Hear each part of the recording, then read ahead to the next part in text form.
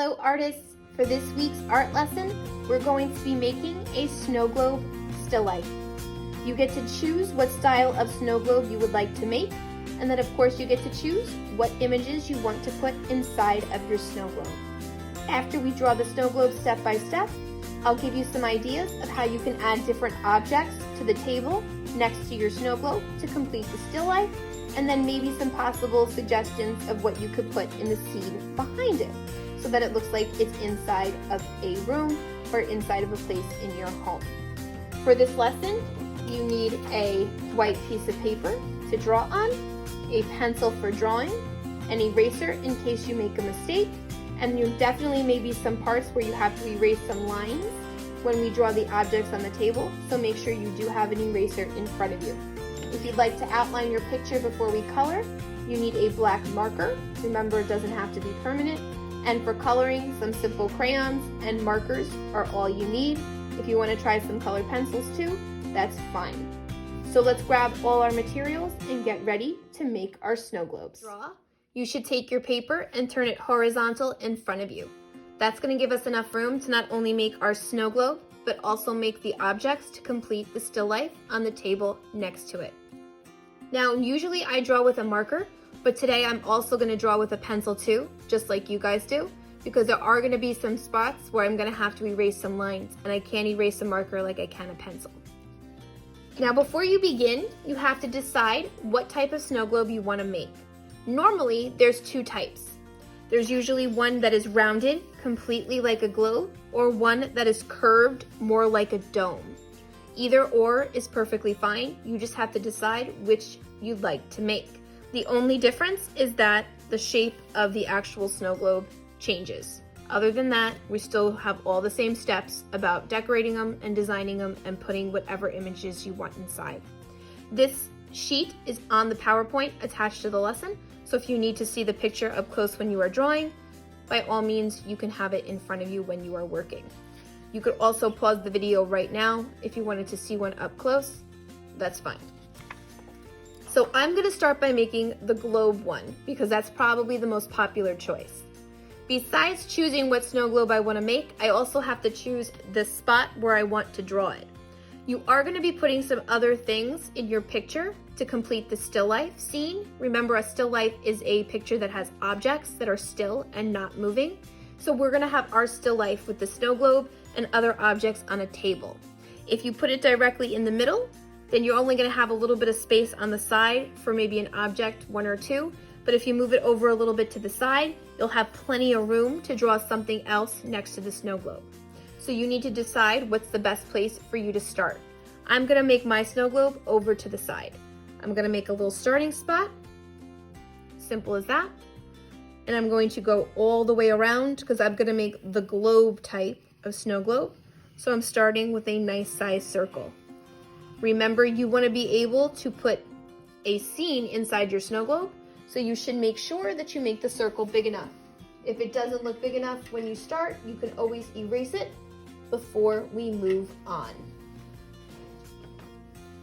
Let me go over this again so it's a little bit darker for everyone to see.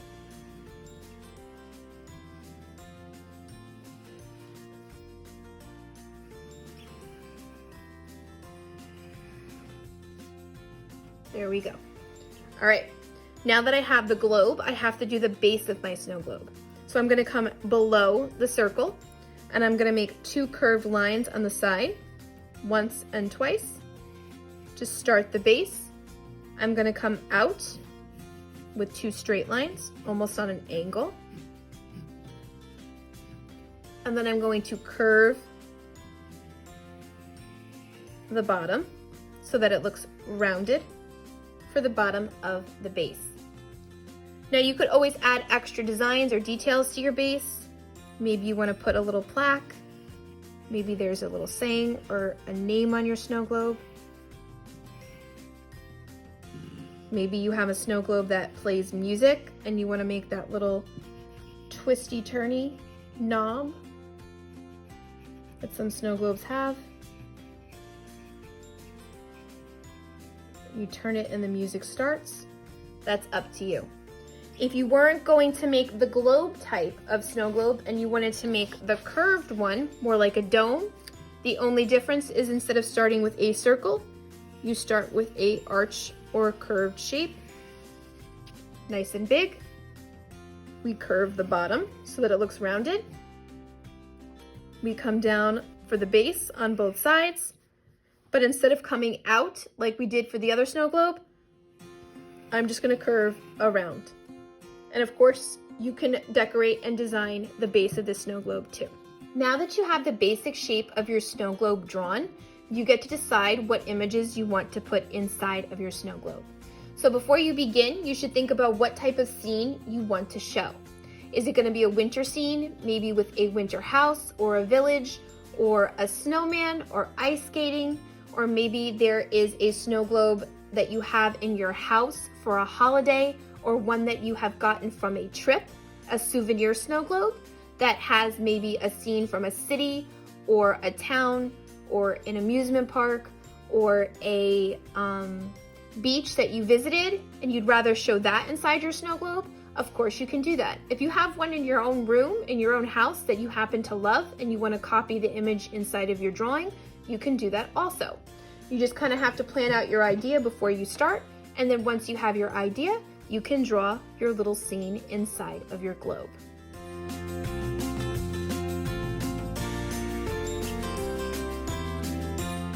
So for my snow globe, I made one based on a snow globe I actually have that has a little winter llama in it with a tree and the snow on the ground and falling around it in the sky. Don't forget, no matter what you decide to put inside your snow globe, you should always add the snow falling, because that's the most important part of a snow globe. When you shake it, the snow falls down.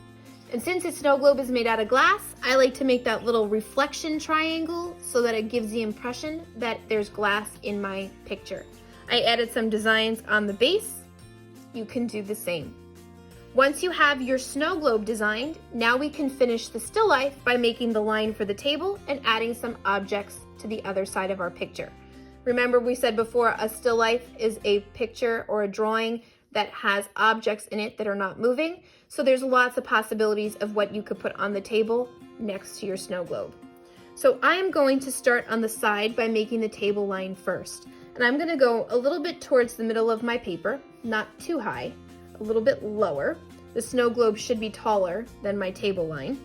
I'm going to go straight across, and I'm going to stop when I hit the snow globe and pick up on the other side. That gives me the line for the table. Now I get to decide what kind of objects I want to put on my table. So if you want it to be maybe on a shelf, maybe you have a snow globe on a shelf in your house, maybe there's a picture frame next to it, or maybe it's on a desk that has a cup of pencils, or maybe it's got scissors, or maybe some other little stuffed animal or other little knickknacks that you might have on your shelf that you want to draw. Or if you want it to be more winter related, maybe you want to put a cup of coffee or hot cocoa on the table with maybe some cookies. It's up to you. You just have to decide what objects you want to draw to finish your still life. So I think I'm going to make a cup of cocoa first on mine. I'll make it look like it's on a table in a kitchen. So I'm going to put a cup of cocoa and I'm going to put it over here in the empty space. And before I draw, I want to think about the size. So the size would be about the same size as my snow globe, maybe a little bit bigger. It wouldn't make sense if I made a cup this big and the snow globe was that big. So I got to think about sizing when I draw. And a cup would stick up from across the top of the table. So I'm going to make the oval for the top of my cup. I'm going to come down on the sides. And I'm going to curve the bottom because a cup is a cylinder. It is rounded in order for it to look 3D. And then of course I need a handle to hold my cup.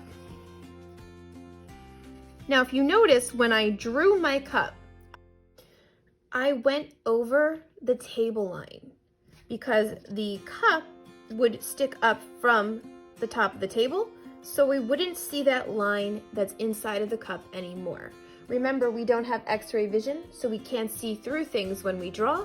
So when we do draw over existing lines, like the table line, that we don't want to see anymore, we just have to take our eraser and erase the parts that don't make any sense. So I wouldn't see the table through the cup, so I have to get rid of the inside line, not only in the center of the cup, but also the little bit of the table line that shows in the handle. And now it looks like the cup is on the table and the table is behind the cup.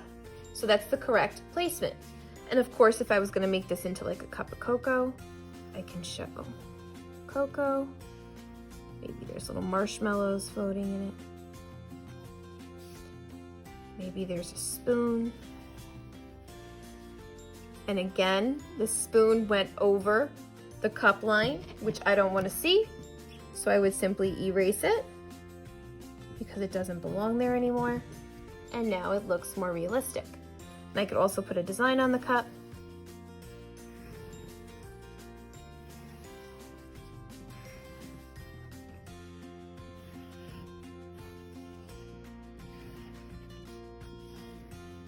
And there you go. And I still have a little bit of room on my table, so I could come up with another object that I wanted to maybe put in the middle space. And again, it could go with whatever your scene is for your still life. I think I'm gonna put some cookies to go with the cup. So I need to make a plate, and a plate is rounded, and I'm gonna put it a little bit lower. So I'm going to go next to the cup. I'm gonna stop when I hit something. I'm going to come around.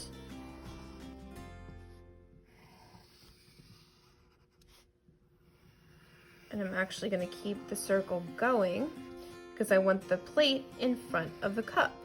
So since I don't want to see this line anymore that doesn't belong, I will simply erase it.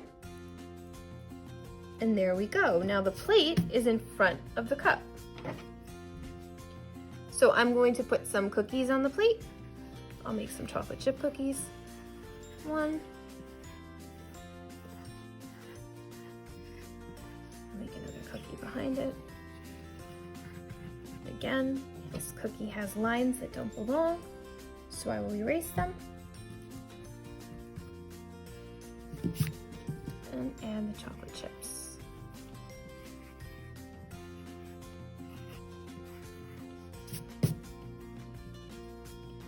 And there we have it, my cup of cocoa and some cookies on a plate to finish off my snow globe still life.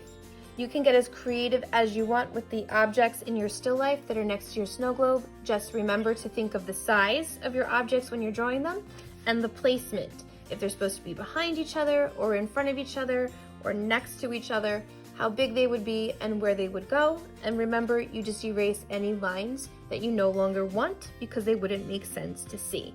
Once you have your still life done, you can add any extra details to the background to finish off your scene, and then we can color.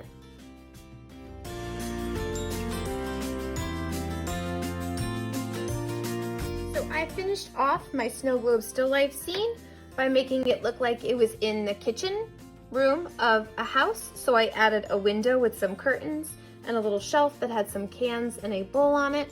And then I just made a design for the wallpaper in the back. You can add whatever extra details you want to put in the background, or you can make it one solid color. Maybe you want to make it look like there's a tablecloth on the table or the shelf. It's up to you. Once you have your scene all drawn, you can color in your picture. Simple markers and crayons will do just fine. If you want to try some colored pencils or paint and pastels, of course you can. I will suggest that when you make the snow globe, usually a blue color, or if you leave it a little bit of white or gray, will help give the impression that is glass. Remember, you want to be able to see your little pieces of snow that you have falling in the snow globe, so you're probably going to want to pick a color like a light blue or a gray to color around it so that the snow stands out. As for the rest of the objects, the colors are up to you. You just pick what goes with whatever you chose for your scene. Take your time with your snow globe drawings. Remember, you can get as creative as you want with your still life objects, and make sure you color it in neatly and completely. Good luck, artists!